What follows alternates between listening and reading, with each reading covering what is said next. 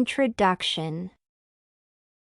Mrs. Hale is the protagonist of Susan Glaspell's Trifles, and her actions as such constitute the main driving force of the plot.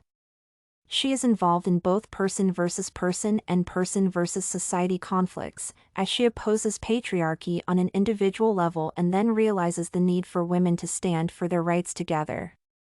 Still, she is not a dynamic character in the strict sense of the word, since her attitude toward patriarchy stays essentially the same.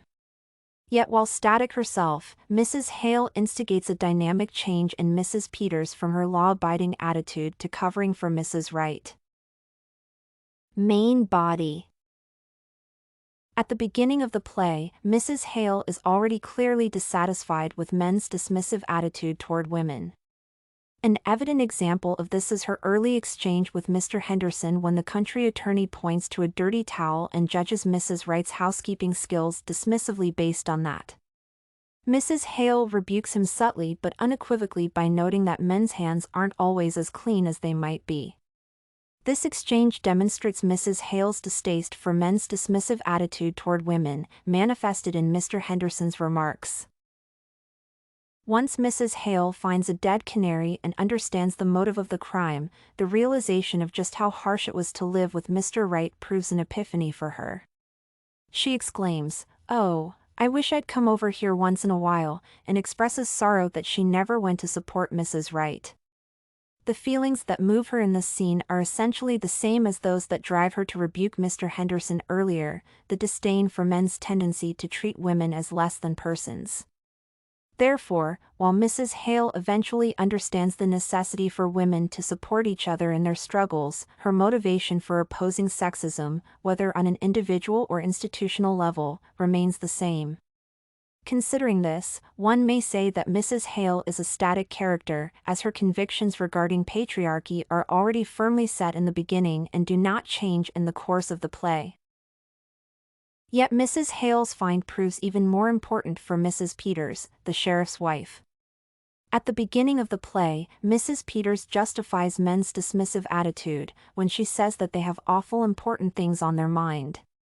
However, when Mrs. Hale finds the dead canary, the sheriff's wife relates to Mrs. Wright's loss by remembering her own kitten and child, who are now both dead, and goes along with the cover-up. Thus, even though Mrs. Hale herself is a static character, she is instrumental in the evolution of Mrs. Peters.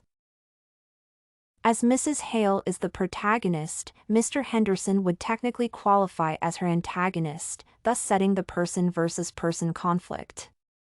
His mentioning of some Dixon country farmhouses that do not have such dirty towels immediately prompts Mrs. Hale to react and refute him.